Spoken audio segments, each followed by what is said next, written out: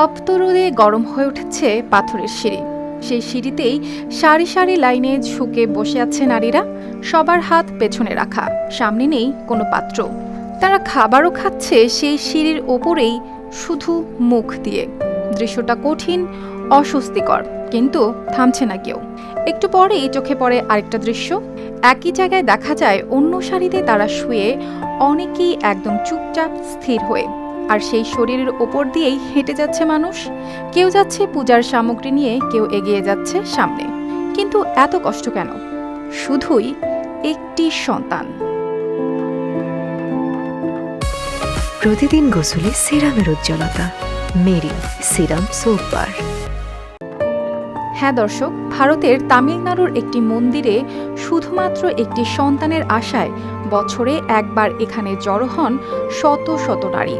তাদের বিশ্বাস, এই বিশেষ আচার মেনে চললে সন্তান লাভের সম্ভাবনা বাড়ে। তাই দূর দূরান্ত থেকে তারা এখানে আসেন, অপেক্ষা করেন সুযোগের জন্য। তবে সবাই অংশ নিতে পারেন না। নির্দিষ্ট কিছু নারী এই আচার পালন করার সুযোগ পান।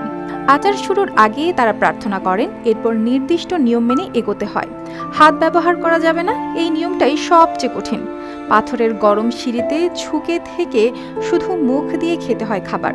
অনেকের জন্য এটা শারীরিকভাবে কষ্টকর, কিন্তু তারা নিয়ম ভাঙেন না। তারপর আসে আরও কঠিন ধাপ। কিছু নারী মাটিতে শুয়ে থাকেন, আর অন্যরা তাদের শরীরের ওপর দিয়ে হেঁটে যায়। এই পুরো প্রক্রিয়াটা চলে বিশ্বাস আর নিয়মের মধ্যে।